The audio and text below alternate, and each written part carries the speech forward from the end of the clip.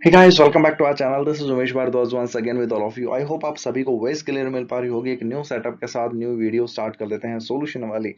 I hope इसमें कुछ दिक्कत ना आए और सभी चीजें बेहतर चलें और बेहतरीन सॉल्यूशन स्टार्ट करते हैं। क्वेश्चन नंबर 1 है आपके सामने, जो कि पेपर में क्वेश्चन नंबर 12 था। क्वेश्चंस रीशफल हो रखे हैं, ठीक है। वह छोटी संख्या ज्ञात करें जो 11 से कम करने पर 6, 12, 18 और 20 से विभाज्य हो जाए। मैंने क्वेश्चन पढ़ा, ऑप्शन पर नजर डाली और ऑप्शन नंबर बी मैंने क्लिक कर दिया तुरंत विद इन 10 सेकेंड्स। इससे ज्यादा टाइम नहीं लगेगा। मैं बताता हूँ कैसे नहीं लगेगा। एक्स एक ऐसा नंबर है जिसमें से हमने 11 को माइनस किया और वाई हमें रिजल्टेंट मिल गया। ये वाई अपने आप में एक ऐसा नंबर है जो कि 6, 12, 18 और 20 से कंप्लीटली डिविजिबल होगा। कैसे होगा ये? ए, सी एंड डी ऑप्शन आप देखिए। यूनिट प्लेस पर जीरो है। आप इनमें से 11 माइनस करोगे ना तो आपको यूनिट प्लेस पर 9 मिलेगा। जो भी रिजल्टेंट नंबर आएगा, क्या मिलेगा? 9 मिलेगा। लेकिन ऑप्शन नंबर बी एक ऐसा नंबर है जिसमें से अगर आप 11 माइनस करोगे तो आपको 3240 मिलेगा। यूनिट प्लेस पर जीरो मिलेगा, अपने आप में एक इवन नंबर मिलेगा। और यहाँ पर भी इवन नंबर लिखे हुए हैं सभी। तो यही कंप्लीटली डिविजिबल हो पाएगा इन नंबर्स से, बाकी होंगे ही नहीं। ये 9 आ जाएगा, 9 आ जाएगा, 9 आ जाएगा यूनिट प्लेस पर। लेकिन आपको तो इवन नंबर से डिवाइड करने के लिए यूनिट प्लेस पर इवन नंबर तो होना ही चाहिए ना। बस यही इसका सॉल्यूशन था। स्टार्ट करते हैं अगला क्वेश्चन। स्टार्ट क्या मतलब स्विच किया है हमने ना। LCM and HCF of two number, देखिए कंसेप्ट समझिएगा। Okay, LCM and HCF of two number A and B अपने आप में दो ऐसे नंबर हैं जिसका एलसीएम 225 है और एचसीएफ 5 है। ए प्लस बी यानी कि दोनों नंबर्स का सम 70 दिया हुआ है। हमें इसकी वैल्यू निकालनी है, किसकी? 1/a+1/b, जो कि बना देगा a+b/a इंटू बी। ए प्लस बी की वैल्यू 70 दी हुई है। ए इंटू बी क्या हो जाएगा? 225 गुना 5, 5 14 पे कट जाएगा, 14 15 70 होता है, तो 14 डिवाइडेड बाय 2 to 5, यही आपका आंसर आ गया। ये चीज मैंने यहाँ पर कैसे लिख दी वो बता देता हूँ। कंसेप्ट क्या कहता है कि दो नंबर, यहाँ पर ए एंड बी माना है तो भैया दोनों नंबर का मल्टीप्लीकेशन बराबर होता है एलसीएम ऑफ ये दोनों नंबर, मतलब A and B, into HCF of A and B. और एलसीएम एंड एचसीएफ हमें ऑलरेडी गिवन है। एलसीएम है 225 और एचसीएफ है 5। यही कंसेप्ट मैंने यूज किया और ये नंबर का मल्टीप्लिकेशन बना था अपने आप में जब मैंने इनको सोल्व किया। तो नंबर के मल्टीप्लिकेशन की जगह मैंने एलसीएम और एचसीएफ की मल्टीप्लिकेशन रख दी। क्योंकि ये बराबर होते हैं। सिंपल। आगे बढ़ते हैं। Question number 3। ये एक ऐसी इक्वेशन दिखाई दे रही होगी, फिर डेसिमल में एक सॉल्यूशन दिखाई दे रहा होगा। P plus Q plus R S T का मान क्या होगा, हमें ये बताना है। इसका मैं तुक्का बताता हूँ आपको, ठीक है। तुक्का क्यों बता रहा हूँ वो समझने की कोशिश कीजिएगा। इसमें एक चीज यहाँ पर लिखी हुई है कि P Q R S T, एक तो सम हो रहा है चीजों का। क्या हो रहा है? सम हो रहा है। उसके बावजूद इसने ब्रैकेट में एक चीज बोली है कि पी इकाई के स्थान पर, क्यू दहाई के स्थान पर, आर सैकड़े पर, एस हजारवें पर और टी 10,000वें स्थान पर है। और जब मैंने ये P Q R S T की प्लेसमेंट यहाँ पर देखी तो यहाँ पर भी मुझे यही नजर आई। तो मुझे ये पता चला यार कि ये जो क्यू है, ये इसने बोला दहाई के स्थान पर होना चाहिए। दहाई के स्थान पर होना चाहिए तो भैया क्यू डिवाइडेड बाय 2 लिखा है। ये जो क्यू 2 से डिवाइड होगा तो अपने आप में ऑब्वियस सी बात है कि एक इवन नंबर रहा होगा। और अगर इवन नंबर रहा हो या ना रहा हो डजेंट मैटर, लेकिन इन्होंने क्यू यहाँ पर 2 दिया हुआ है। तो ऑब्वियस सी बात है कि ये दाहिने के इकाई स्थान पर 4 मुझे यहाँ पर नजर आया। बाकी सभी ऑप्शंस में दाहिने के स्थान पर 3 दिया हुआ है, जो कि अपने आप में ओड नंबर है। तो मैंने तुक्के में ये ऑप्शन लगा दिया और ये मेरा बिल्कुल सही हो गया। अब आप इसको कंसेप्ट मान लो, तुक्का मान लो या एक सॉल्यूशन मान लो, वो आपके ऊपर है। मैंने आपको चीज निकाल कर दे दिया कि किस तरीके से आपको चीज निकालनी है। ठीक रही बात। अब आगे बढ़ते हैं। एक व्यक्ति 11% हानि पर बेचता है लेकिन 88 सेंटीमीटर को 1 मीटर के रूप में मापता है। 88 सेंटीमीटर को 1 मीटर बराबर मतलब 100 सेंटीमीटर। क्या होता है, वो ग्राहक को ये बोल रहा है कि भैया मैं आपको 1 मीटर दे रहा हूं, मतलब 100 सेंटीमीटर दे रहा हूं, लेकिन वो देता 88 ही है उसको। लाभ और हानि प्रतिशत बताना है, समझिएगा। अगर 1 सेंटीमीटर की वैल्यू है 1 रुपया, तो 100 सेंटीमीटर की वैल्यू कितनी हो गई? 100 रुपया हो गई वैल्यू। तो ऑब्वियस सी बात है, ये जो 88 सेंटीमीटर है, इस 88 सेंटीमीटर दे रहा है ना वो ग्राहक को, तो वो 88 रुपए की ही वैल्यू रही होगी उसकी। ओके। लेकिन क्वेश्चन में क्या कह रहा है कि 11% की हानि पर, अगर वैल्यू 100 रुपए है, 11% की हानि हुई तो 89 में बेचना चाहिए। लेकिन क्या बोला उसने? 88 सेंटीमीटर दे रहा है, यानी कि 88 रुपए के बराबर की चीज दे रहा है, और बेच रहा है कितने में? 11% के लॉस पर, यानी कि 89 पे बेच रहा है। 1 रुपए का फायदा कमा रहा है। किसके ऊपर 1 रुपए का फायदा है? 88 रुपए के ऊपर 1 रुपए का फायदा। 100 के ऊपर कितना होगा? यही आपकी परसेंटेज है। आंसर ऑप्शन नंबर ए आ जाएगा। ठीक है, आगे बढ़िए। एक चावल का मूल्य 20% से कम हो गया और कटौती में 1 किलो ज्यादा एक्स्ट्रा खरीद रहा है, मतलब कटौती होगी ना, अब पैसा बच गया उसके पास, रेट कम हो गया, तो उसने 1 किलो ज्यादा चावल खरीद लिया।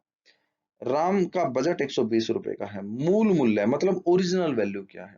भैया 20% की अपने आप में एक जो फ्रैक्शन होती है वो क्या होती है? 1/5। क्या मैं ये कह सकता हूँ कि पहले रेट 5 था, अब 1 हो गया है? पहले रेट 5 था, अब 1 हो गया है, यानी कि मैंने कुछ ये बात आपको बोली। तो होता क्या है एक्चुअल में, जो मतलब ये फ्रैक्शन है ना, इसका रेसिप्रोकल होती हैं चीजें। बताता हूँ कैसे। अपने आप में रेट क्या बोला? 120। भैया 4 की वैल्यू 120, 1 की वैल्यू कितनी? 30। यही आपका आंसर। ये रहा जी आंसर। आप बोलोगे कि जी आपने तो बोला कि पहले मूल्य 5 था, अब कमी होने के बाद 4 हुआ है। अरे भैया ठीक है, मैं उसको गलत नहीं कह रहा हूँ, लेकिन आप ये देखिए, जब आप 5 को रिलेट करोगे 120 के साथ में, तो 1 की वैल्यू कितनी आ जाएगी आपके पास? 24 आ जाएगी। क्या आप ये अंदाजा लगा सकते हो कि पहले मतलब नई वैल्यू 30 है? अरे नई वैल्यू 30 कैसे हो सकती है जब पहले रेट 24 था, अब 30 हो रहा है? तो यार बढ़ रहा है ना ये तो। क्वेश्चन में क्या कह रहा है? कम हो रहा है। कम होने का मतलब कि पहले रेट 30 था, अब 24 हो रहा है। और देखोगे आप 20% की कमी आ रही है। 30 का 10% 3 होता है, तो 20% कितना हो गया? 6। और 30 में से 6 कम हुए तो कितना आ गया? 24 आ गया। तो पहले वैल्यू ये थी, ओरिजिनल वैल्यू 30 थी, 30 में कमी आई तो 24 हो गए। आई बात समझ में? इसी तरीके से, और यहाँ पर आप देखोगे 24 में आंसर दिया हुआ है, बच्चे लगा कर भी आए होंगे और वो गलत करके आए होंगे। समझ रहे हो चीजें? इसी तरह से चीजें होंगी। ये देख लीजिए, 9 के पहले 13 गुणकों का औसत क्या होगा? 9 के पहले 13 गुणकों का, मैंने क्वेश्चन पढ़ा, 13 देखा, अच्छा देखा भाई, 6 एक साइड 6 एक साइड 7, 9 सत्ते 63 लगा दिया। कितनी देर लगी? मैं समझाता हूँ मैंने क्या बोला अभी अभी, आपके समझ नहीं आया हो तो। 1 2 3 4 5 6 7 8 9 10 11 12 13। भैया मैंने ये बोला, ये 13 था, ये 6 एक साइड कर दिए मैंने, और ये 6 एक साइड कर दिए। बीच में बची है मेरी 7वीं वैल्यू, और मुझे पता है कि 9 के गुणक है। 9 के गुणक मतलब 9 के मल्टीपल। 9 एकम 9, 9 दूनी 18, 9 तिया 27, 9 चौक 36। हर किसी के बीच में 9 का डिफरेंस है यार। और जब मैं 7वें पर पहुंचूंगा तो ये 7वां नंबर और गुना में 9, 9 सत्ता 63, यही आ गया आंसर।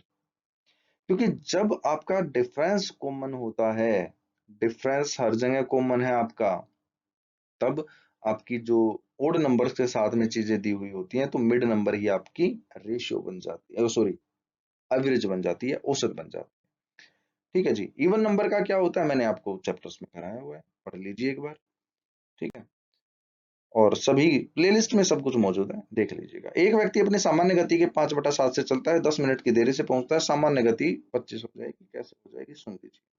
जब डिस्टेंस कॉमन होता है, कॉमन मतलब 5 से भी उतना ही डिस्टेंस चल रहा है जितना 7 की स्पीड से चल रहा था, तो मतलब जो स्पीड की रेशियो होगी वो टाइम की रेशियो की रेसिप्रोकल, यानी कि मैं कहूंगा टाइम की जो रेशियो है वो स्पीड की रेशियो की रेसिप्रोकल। स्पीड क्या है भाई? पहले स्पीड 7 थी, अब उसकी स्पीड 5 हो गई, तो टाइम कितना हो जाएगा? 7/5 हो जाएगा।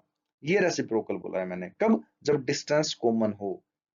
ठीक है। अच्छा भैया, पहले 7 की स्पीड थी, तो वो 5 टाइम में पहुंच जा रहा था, अब स्पीड 5 की हो गई तो वो 7 टाइम में पहुंचता है। कितना टाइम ज्यादा ले रहा है? 2 टाइम ज्यादा ले रहा है। यहाँ पे कितने बोला है? 10 मिनट देरी, यानी कि 10 मिनट, 2 की वैल्यू 10 मिनट। भैया पहले 5 मिनट में पहुंच रहा था, अब 7 मिनट में पहुंच रहा है, तो कितना देर से पहुंचा? 2 मिनट देर से पहुंचा ना, लेकिन यहाँ पर बोला है 10 मिनट देर से पहुंचा। एक की वैल्यू कितनी आ गई? 5।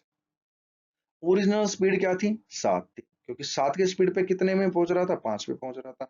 1 की वैल्यू 5 है तो इस 5 की वैल्यू कितनी आ गई, 25 आ गई। ये राजी 25 आंसर आया समझ।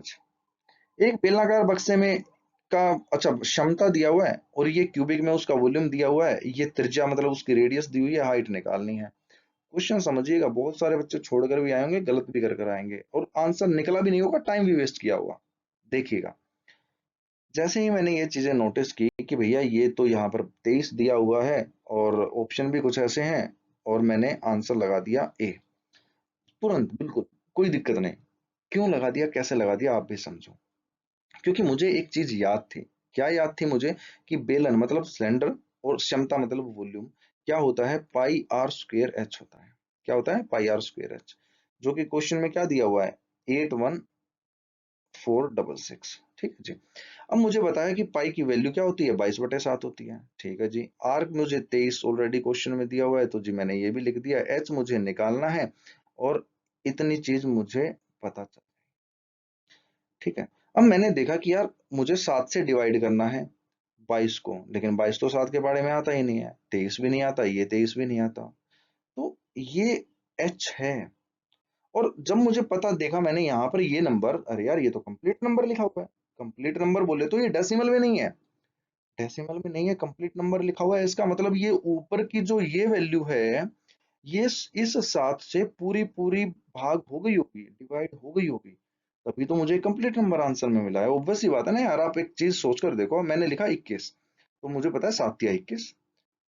और 7 या 21 कैसे आया भैया, 7 गुना 3 था, इसके अंदर 7 की एग्जिस्टेंस थी 3 के अंदर, तभी ये कंप्लीट डिवाइड हो पाया और 3 मुझे आंसर मिल गया। मैं 22 को कर पाऊंगा क्या, नहीं कर पाऊंगा, क्योंकि इसके अंदर 7 इंक्लूड है ही नहीं कहीं पे। 22 को मैं कैसे बनाऊंगा, 7 के मल्टीपल में नहीं बना सकता। आई बात समझ में। तो कहने का मतलब, ये समझाने का मतलब मेरा क्या था, कि यहाँ पर जो ये चीज है, एच अपने आप में, ये एच एक ऐसा नंबर है जिसके अंदर 7 या 7 का मल्टीपल इंक्लूड है, और उसी 7 या 7 के मल्टीपल से ये सभी नंबर्स यहाँ पर मल्टीप्लाई किए गए हैं, और उसके बाद एक रिजल्टेंट निकल कर आया है जो कि 7 से कंप्लीट डिवाइड हो गया और ये आंसर मिल गया। आप, मैंने एक बात बोली अभी भी कि इस एच के अंदर 7 या 7 का मल्टीपल है।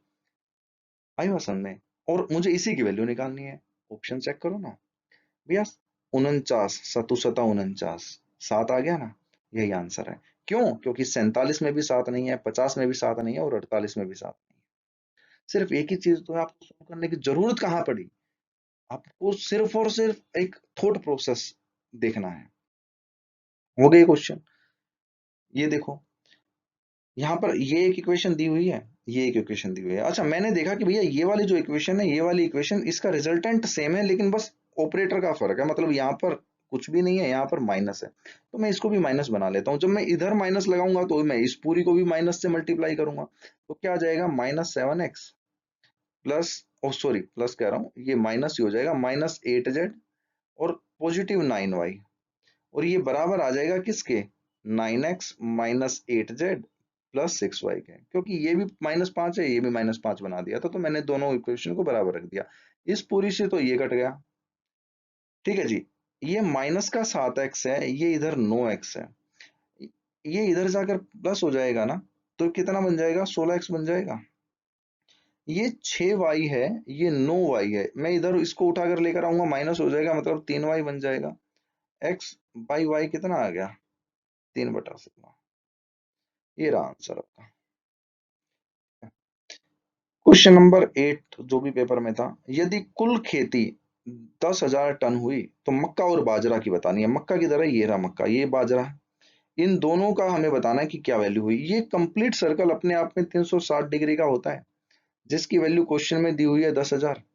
हमें निकालना है मक्का और बाजरा। भैया 60 डिग्री जमा 72 डिग्री करेंगे 132 डिग्री, मतलब 360 डिग्री की वैल्यू है 10,000।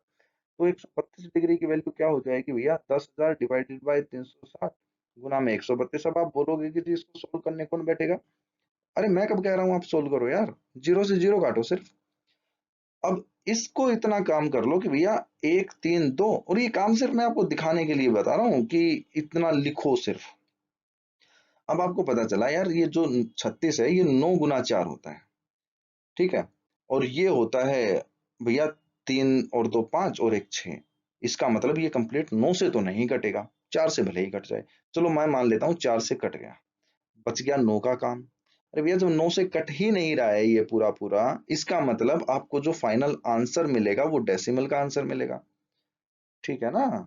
अगर आप 35 को कट करोगे 9 से, या 37 को कट करोगे 9 से, या 32 को करोगे, तो आपको क्या मिलेगा? डेसिमल में आंसर मिलेगा, क्योंकि वो 9 का मल्टीपल है ही नहीं। ऑप्शंस के ऊपर नजर लगाना एक बार। ऑप्शंस के अंदर सिर्फ और सिर्फ मात्र एक ऑप्शन ऐसा है जो कि डेसिमल फॉर्म में दिया हुआ है, बाकी सभी के सभी कंप्लीट नंबर हैं। और कंप्लीट यहाँ से आंसर मिल ही नहीं सकता, क्योंकि वो 9 का मल्टीपल नहीं है। बात खत्म, आंसर नहीं। कितने वर्षों में चीनी का उत्पादन पिछले वर्ष के उत्पादन के 10% से अधिक कम था? 10% से अधिक कम, भैया ये है 488, 431 हो गया। ठीक है जी। कितना कम हो गया इधर? अच्छा, चलो छोड़ो कम की बात, मैं 10% का हिसाब देखता हूँ। 488 का 10% क्या होगा? 48.8 होगा। ये तो चलो, फिर भी मैं क्या करता हूँ, इसमें से 50 माइनस करता हूँ। 488 में से कितना माइनस करता हूँ? 50 माइनस करता हूँ, तो कितना आएगा? 50 माइनस करूंगा तो 4 का 4, 3 और 8, 438। और जबकि आना चाहिए 431 से भी कम, तो ज्यादा बच रहा है ना। इसका मतलब ये 10% से कम की वैल्यू है। आई बात समझ में? 10% से कम की वैल्यू है। अच्छा, इधर देखें तो इधर तो भाई बढ़ ही रहा है, कम तो हो ही नहीं रहा। इधर भी बढ़ रहा है, कम नहीं हो रहा। इधर देखें कम हो रहा है, इधर कम नहीं हो रहा। लेकिन एक चीज देखो, ये है 630, 630 का 10% 63। अगर मैं 63 को माइनस करूंगा तो यार ऑब्वियस सी बात है ये 597 है। यहाँ तो सिर्फ 33 का फर्क है, फर्क आना चाहिए 63 का। तो इसका मतलब ये 10% से ज्यादा है, तो ये भी नहीं होगा। तो एक ही साल तो रह गया, सिर्फ इस साल में चीजें हो रही है, बाकी यहाँ बढ़ रहा है, यहाँ बढ़ रहा है, यहाँ 10% नहीं बन रहा और यहाँ बढ़ ही रहा है। तो एक ही साल ऐसा काम हुआ जब 10% से कम रहा है। ओके।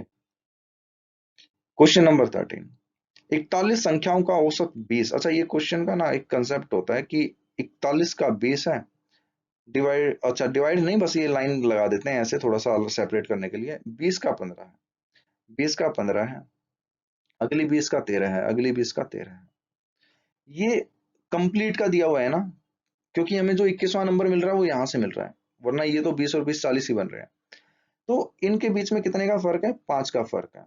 और कितने नंबर के ऊपर आ रहा है? 20 नंबर के ऊपर आ रहा है, यानी कि 20 50 100 का फर्क आ गया।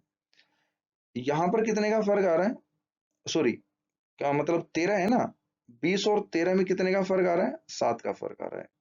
7 का फर्क 20 नंबर के ऊपर आ रहा है, तो ये आ गया जी 140। कितना बन गया? 240। ठीक है। अब ये जो नंबर आता है ना, इस नंबर को हमें इस वाले में ऐड कर देना होता है, मतलब ऑपरेटर देखना होता है, ये पॉजिटिव है या नेगेटिव है, उसी हिसाब से हमें चीजें कर लेनी होती है। लेकिन यहाँ पर ऑपरेटर वाली कुछ चीज दी हुई नहीं हुई क्वेश्चन के अंदर, वरना क्वेश्चन सॉल्यूशन बदल जाता। तो ये 240 जमा 20 अगर हम करेंगे तो 260 आपका ये आंसर। उम्मीद करता हूँ कि आपको चीजें समझ में आ गई हैं, सीख रहे हैं, कंसेप्ट समझ में आ रहे हैं। एक जो थॉट प्रोसेस मैं आपको बता रहा हूँ चीजें देखने का, मल्टीपल्स वाला, डेसिमल वाला, वो चीजें आपको समझ में आ रही है, वही आपकी पेपर में हेल्प करेंगी। तो ये हवा बना दिया जाता है कि पेपर ऐसा है, ऐसा है, ऐसा। मानता हूँ कि ये चीजें हर कोई नहीं देख पाता, नहीं सीख पाता, लेकिन सीखने को तो एक अपनी ही चीज है ना यार, वो तो आप ही को करनी पड़ेगी। अपनी फीडबैक दे देना। आई थिंक ये लास्ट स्लाइड है जहां तक मुझे पता है।